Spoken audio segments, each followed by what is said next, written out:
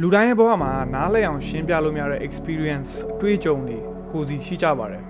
ခံစားလို့ပဲရတယ် December 26 2024 မှာဖြစ်ခဲ့တဲ့ဖြစ်ရပ်တစ်ခုဟာကျွန်တော်ရဲ့စိတ်ကိုလုံးဝအပြောင်းလဲအကြီးစားပေးခဲ့ပါတယ်အိမ်မက်လည်းမဟုတ်ဘူးအတွေးလည်းမဟုတ်ဘူးကျွန်တော်လို့သိထားတဲ့ကျွန်တော်ကကျွန်တော်မဟုတ်မှန်းသိလာတဲ့အခိုက်အတန့်တစ်ခုပဲဖြစ်ပါတယ်အဲ့ဒီမတိုင်ခင်9ရက်အရှိမှာကျွန်တော် challenge အကြီးစားတစ်ခုပေးခဲ့တယ်ကျွန်တော်တရက်ကို meditation 2 နာရီလုပ်ရမယ်ဘာပဲဖြစ်ဖြစ်အကြောင်းပြချက်ပေးလို့မရဘူးနားလို့လည်းမရဘူးစီကံကိုအပြည့်အဝလိုက်နိုင်ရမယ်ပြီးရင်ကျွန်တော်ကလည်းအဲ့ဒီကနေမှများများဆဆမျောလင့်ထားတာမျိုးမရှိဘူးကျွန်တော်လိုချင်တာကရှင်းလင်းပြတ်သားမှုတစ်ခုလိုချင်တာပြီးရင်စိတ်ငြိမ်းချမ်းမှုနည်းနည်းပါးပါးပေါ့ဒါပေမဲ့လက်တွေ့မှာကျွန်တော်ခံစားခဲ့ရတဲ့အတွေ့အကြုံကကျွန်တော်ယုံကြည်မှုကျွန်တော် meditation မှာသိထားတဲ့ knowledge ကိုလုံးဝအစအဆုံးပြောင်းလဲသွားစေခဲ့ပါတယ်အဲ့ဒီညမှာ meditation တိတ်တဆိတ်လုပ်နေချိန်မှာကျွန်တော် experience တစ်ခုကိုသတိထားမိလာတယ်တာမန်မဖြစ်တဲ့ခံစားမှုကျွန်တော်တို့မျက်စိဖွင့်ပြီးခံစားလို့မရတဲ့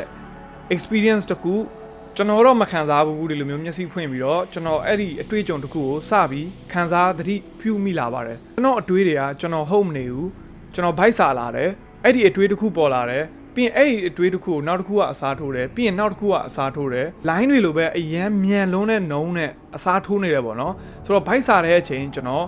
စပြီးတော့မှမတည့်ရတဲ့စိတ်ကပေါ်လာတယ်မတည့်ရစိတ်ပေါ်လာပြီးတော့မှကျွန်တော်လမ်းလျှောက်ခြင်းတဲ့စိတ်ပေါ်လာတယ်လမ်းလျှောက်ခြင်းတဲ့စိတ်ကိုပြန်ပြီးတော့မှကျွန်တော်မိဖို့ကြောင့်ရောက်တဲ့အချိန်ကျွန်တော်စားခြင်းတဲ့အရာကိုရှာတဲ့စိတ်ကပြန်ပြီးအစားထိုးလာတယ်အဲ့ဒါပြီးတာနဲ့ကျွန်တော်ကဒီအစားအစာတွေကိုသဘဲမှာတင်ဖို့စားဖို့ ready လုပ်တဲ့စိတ်ကဖြစ်လာတယ်ဆိုတော့အဲ့ဒီစိတ်တွေကတဖြည်းဖြည်းတစ်ခုပြီးတစ်ခုအစားထိုးနေတယ်ပေါ့နော်ဆိုတော့နောက်ဆုံးမှာကျွန်တော်အဲ့ဒီစိတ်ကိုတိလိုက်တဲ့အချိန်အဲ့ဒီစိတ်ကလည်းပျောက်သွားတယ်ဒါတွေကိုတိပြီးနေတဲ့စိတ်ဒါတွေကိုခံစားနေတဲ့ကျွန်တော်ပါအာယုံစူးစိုက်မှုနဲ့တေချာကြည့်လိုက်တဲ့အချိန်မရှိတော့တဲ့အထီးပါပဲအားလုံးကပြောင်းလဲနေတယ်ရက်ကိုမရက်ဘူးလုံးဝတစ်စက္ကန့်ကိုမှမရက်ပဲနဲ့ပြောင်းလဲနေတယ်ကျွန်တော်လို့ထင်တဲ့ကျွန်တော်အပါဝင်ပါပဲ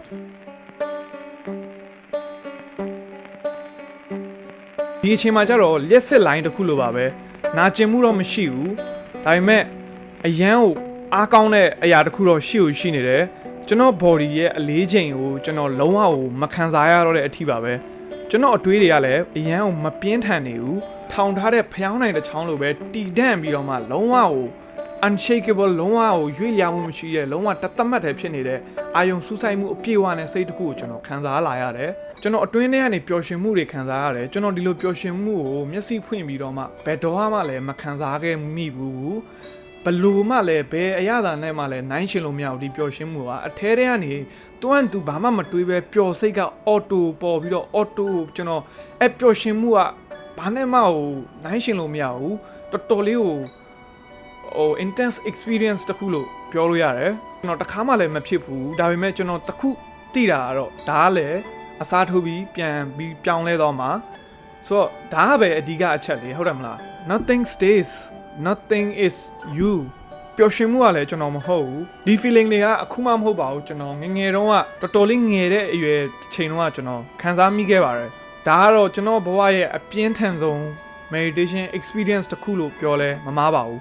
ကျွန်တော်ငယ်တုန်းကအဲ့ဒီအချိန်တိတ်ဆိတ်တဲ့နေရာတစ်ခုမှာကျွန်တော် meditation လုပ်နေရကနေမှကျွန်တော် intense experience တစ်ခုကိုခံစားလာရတယ်ကျွန်တော်ရဲ့စိတ်က force တစ်ခုလိုမျိုးငြိမ်ပြီးတော့မှလုံးဝကိုရွှေ့ချမှုမရှိတဲ့လုံးဝကိုအရန်အားကောင်းတဲ့အရာတစ်ခုလိုပေါ့နော်ဒီကနေမှအတွေးတွေကပေါ်လာတယ်အဲ့ဒီအတွေးတွေကစက္ကန့်ပိုင်းတွင်းမှာပဲပေါ်ပြီးတော့မှတခြားအကြောင်းတွေထပ်ပြီးမတွေးခင်အဲ့ဒီအတွေးတွေပေါ်လာတဲ့စက္ကန့်ရဲ့မီလီစက္ကန့်အတွင်းမှာပဲကျွန်တော်ကအဲ့ဒီအတွေးကိုတခါတည်းယူလာပြီးတော့မှစုလို့ရတယ်ဘလောက်ပဲအာယုံတွေကတော်တော်ကျွန်တော်ကအဲ့ဒီမီလီစက္ကန့်အတွင်းမှာပဲအဲ့ဒီအတွေးကိုပြန်ပြီးတော့မှလာပြီးစုဆိုင်ပလိုက်လို့ရတယ်ဆိုတော့ကျွန်တော်ကဒီလို experience ကိုဘဝမှာတခါမှမခံစားခဲ့မိဘူးဆိုတော့ကျွန်တော်ရဲ့ကြောက်စိတ်တွေတဖြည်းဖြည်းဝင်လာတယ်ငါဘာဖြစ်နေလဲငါအသက်ကောရှင်နေသေးလားငါဘယ်ကိုရောက်သွားပြီလဲငါဘာတွေဖြစ်နေရလဲဒါဘာလဲဒါဘာ experience လဲအဲ့လိုအတွေးတွေကျွန်တော်ကိုတဖြည်းဖြည်းအနိုင်ယူလာပြီးတော့မှကျွန်တော်မျက်စိကိုဖွင့်ပြီးတော့မှဒီ meditation ကိုကျွန်တော်ဖြုတ်လိုက်တယ်ဆိုတော့ကြောက်ပါပဲကျွန်တော်ကတခါမှမခံစားဘူး human experience လည်းမဟုတ်ဘူးကျွန်တော်တို့ဟိုရှင်းပြလို့မရနိုင်တဲ့ experience မျိုးကိုကျွန်တော်အဲ့ဒီအချိန်ကကျွန်တော်ခံစားမိခဲ့ပါတယ်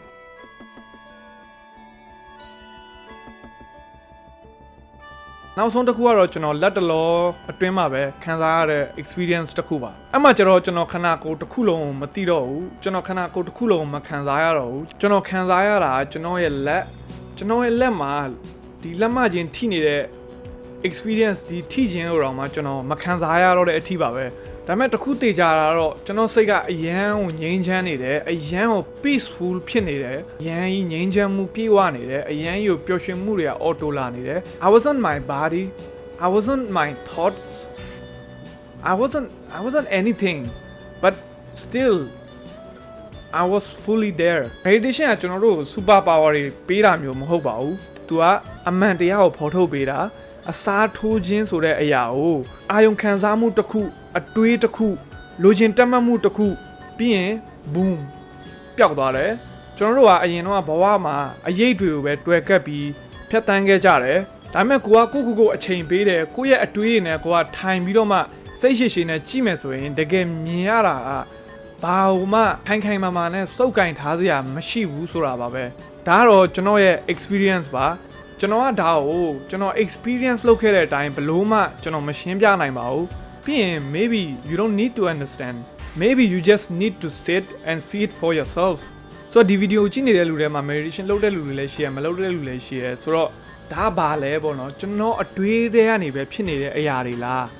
ဘာလဲပေါ့နော်ဘာဖြစ်နေရလဲဒါကိုသိတဲ့လူရှိတယ်ဆိုရင်လည်း comment မှာ experience တွေ share ပေးလို့ရပါတယ်ကျွန်တော်ကိုဒီထက်next level သွားဖို့အတွက်ကျွန်တော်ဘာတွေလုပ်ဖို့လိုလဲဆိုတာကိုလည်းကျွန်တော်အကြံပေးလို့ရတယ်ဆိုတော့ဒီဗီဒီယိုကအတင်းအတွက်တန်ဖိုးရှိနေတယ်တင် user တွေအများကြီးရှိနေတယ်ဆိုရင် follow subscribe လုပ်ပေးခဲ့လို့ရတယ်ဘာလို့လဲဆိုရင်ကျွန်တော်ကမြန်မာပရိသတ်ကိုအကောင်းဆုံးအသိပညာတွေနဲ့ရင်းနှီးအောင်လုပ်ပေးခြင်းတယ်အားလုံးရဲ့ဘဝကိုပို့ပြီးတော့မှကောင်းလာအောင်ပို့ပြီးမှတိုးတက်လာအောင်လုပ်ပေးခြင်းတယ်လူတွေပုံမှန်တွေ့ကြုံနေရတဲ့ပြဿနာတွေကိုကျွန်တော်ဖြေရှင်းပေးခြင်းတယ်ဒါမှလည်းကျွန်တော်တို့အားလုံးပေါင်းပြီးတော့100%ပဲဖြစ်ဖြစ်ကျွန်တော်တို့ရဲ့ဘဝကိုတဖြည်းဖြည်းချင်းစီအတူတူပေါင်းပြီးတော့မှတိုးတက်အောင်လုပ်နိုင်မှာဒီလိုအရေးကြီးတဲ့ဗဟုသုတတွေကိုသင်စီပို့ဖို့ကျွန်တော်ရဲ့ဖြစ်တည်မှုကကျွန်တော်အတွက်အရန်အရေးပါပါတယ်